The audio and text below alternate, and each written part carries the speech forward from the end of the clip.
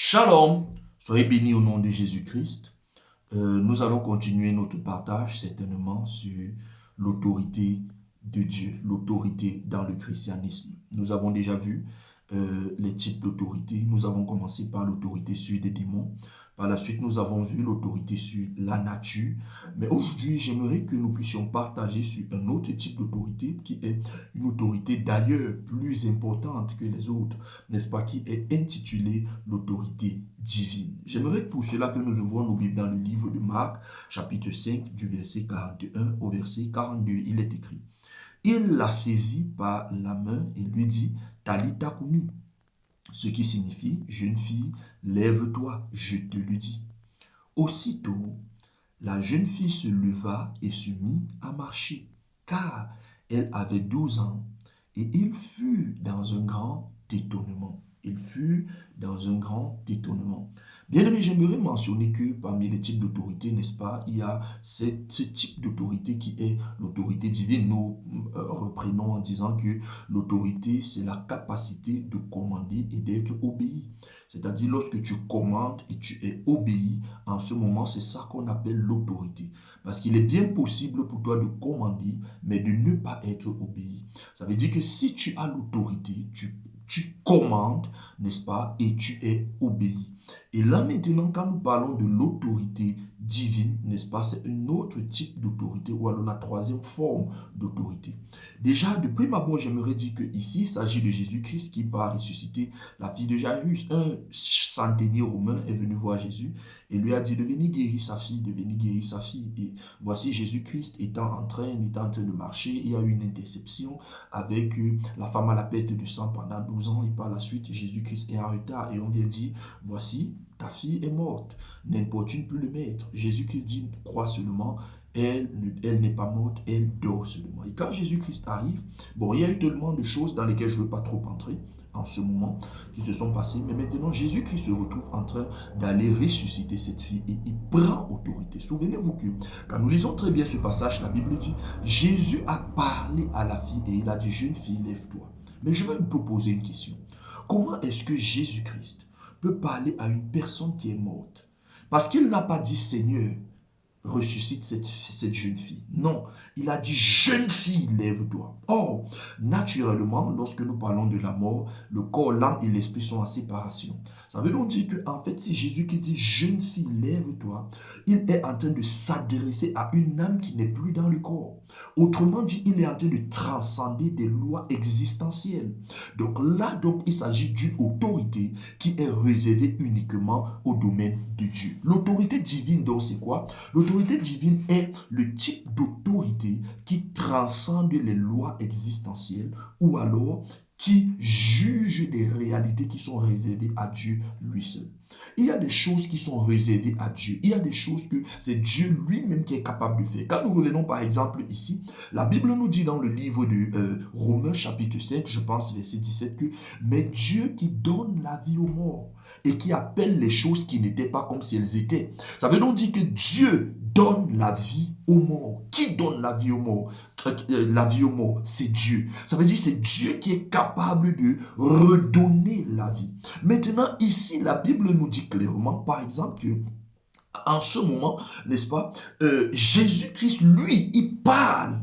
Mais où? À qui? À une âme qui n'est pas dans le corps. Il dit: jeune fille, lève-toi. Et la jeune fille se lève. Ça veut donc dire ici, il s'agit de l'autorité divine. Et vous allez vous rendre compte que à maintes reprises dans la parole de Dieu, nous voyons ce type d'autorité qui est là et qui est manifeste. Par exemple, la Bible nous dit dans le livre de Corinthiens chapitre 3, à partir du verset 21 au verset 23, la Bible dit: tout est à vous. N'est-ce pas? La Bible dit que personne ne mette donc sa gloire dans des hommes, car tout est à vous. Que ce soit la vie, la mort, le monde, les choses présentes, les choses à venir, tout est à vous. Vous êtes à Dieu, n'est-ce pas? Et la Bible dit, même Pierre, Apollos et Céphas, la Bible dit: tout est à vous. Vous êtes à Christ et Christ est à Dieu.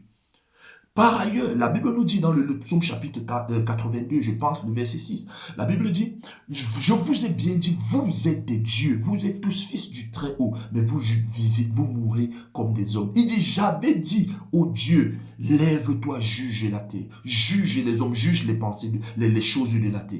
Ça, par exemple, ça veut dire, le jugement est attribué au Fils des hommes. Le jugement est attribué au Fils de Dieu. Entrer dans le règne de Dieu, afin de manifester ce qui est réservé uniquement à Dieu. C'est ça l'autorité divine. Par ailleurs, nous voyons par exemple dans le livre de 1 Corinthiens chapitre 2, verset 15, la Bible nous dit, l'homme spirituel au contraire juge de tout et il n'est lui-même jugé par personne. Ça veut donc dire qu'en fait, dans le règne de Dieu, il y a une sphère dans laquelle les hommes peuvent pratiquer ou alors faire ce qui est réservé à Dieu lui-même. C'est-à-dire des choses même qui peuvent être contre ou alors que Dieu lui-même a établi à une certaine dimension. Tu peux avoir assez d'autorité pour rechanger certaines choses qui ont été établies par Dieu lui-même. Par exemple, il y a des choses qui ont été faites, par exemple des malédictions qui ont été faites, qui ont été opérées, n'est-ce pas, que Dieu lui-même a proclamé des jugements sur des endroits et maintenant par autorité, n'est-ce pas, tu te retrouves en train de détruire ce que Dieu lui-même, il a effectué. Pourquoi? Parce que tu as une autorité divine. L'autorité divine, on grandit en cela. L'autorité divine juge les réalités les réalités célestes. Déjà, il faudrait noter que lorsque plusieurs personnes pensent que tout revient à Dieu, vous allez vous rendre compte qu'à un moment donné, tout revient au Fils des hommes ou alors au Fils de Dieu. Parce que Dieu a remis le jugement au Fils. Quand Dieu parle, n'est-ce pas, dans le livre de Matthieu, je pense au chapitre 5, il dit qu'en fait, Dieu a tout remis au Fils. Même dans le livre d'Hébreux, la Bible dit Dieu a remis tout au Fils, n'est-ce pas? Ça veut donc dire que Dieu manifeste son autorité au travers des fils qui sont sur la terre, dont le Fils est donc capable d'effectuer des jugements que Dieu était censé effectuer. Donc il n'est pas toujours réservé de dire que j'attends que Dieu lui-même fasse ceci. Prends l'autorité par rapport à la chose. Pourquoi? Parce que en tant que fils de Dieu, tu as la possibilité de manifester l'autorité divine afin que les choses de Dieu soient jugées pour, n'est-ce pas, sur des affaires des hommes. C'est la raison pour laquelle à maintes reprises dans la Bible, vous verrez par exemple que la Bible nous dit, nous jugerons des anges, n'est-ce pas? La Bible nous dit par exemple que même les hommes, n'est-ce pas, nous pouvons juger les hommes, nous pouvons juger les affaires des hommes. Par exemple, dans le jugement des fils des hommes. Par exemple, quelqu'un peut peut-être faire quelque chose, je ne sais pas, ou alors un agent des ténèbres, quelque chose comme ça là. Et tu dis que celui-ci, n'est-ce pas, il a fait cela au prix de sa vie. Tu commences à prier afin que, n'est-ce pas, là, qu'il soit frappé d'une façon ou d'une autre. Ça, c'est l'autorité divine. Pourquoi? Parce que tu juges les affaires des hommes au travers de l'autorité que tu as reçue. Il n'est pas toujours réservé à Dieu. Je suis désolé de ceux parfois qui pensent que non, on ne peut pas faire ci, on ne peut pas faire ça. L'apôtre Paul, dans le Nouveau Testament, a vu une personne et il a dit, tu ne verras plus la lumière du soleil. Parce que c'était un sataniste qui s'opposait au plan de Dieu. Bien aimé, il est possible qu'un enfant de Dieu se lève sur les affaires des hommes et il a dit ceci va se passer comme cela parce que parfois le nom de Dieu est tellement bafoué et il faut des fils de Dieu pour se lever pour juger les affaires des hommes. Parfois les sorciers se lèvent tellement contre l'église et il faut des fils des hommes pour se lever pour juger certaines affaires. N'attends pas, nous allons ne dit pas toujours que j'attends quand Dieu va juger cette affaire. Il est possible que Dieu se lève de façon personnelle pour juger une affaire. Il est possible que toi ayant reçu l'autorité de Dieu, le mandat de Dieu, tu te lèves pour juger les affaires des hommes. Et ça, en réalité, c'est l'autorité divine. Juger les affaires des hommes, communiquer la vie, communiquer même la mort. La Bible dit, nous avons en nous une odeur de vie ou alors une odeur de mort. Communiquer la mort, les choses, le monde. La Bible dit, le monde est à vous, les choses présentes est à vous et même les choses à venir. La Bible nous dit, n'est-ce pas, Dieu donne la vie aux morts et il appelle les choses qui n'étaient pas comme si elles étaient. Il est possible que tu appelles les choses qui n'étaient pas comme si elles étaient. Pourquoi? Parce que tu as l'autorité divine. On grandit dans cette autorité en se soumettant à la volonté de Dieu. On grandit dans cette autorité, n'est-ce pas,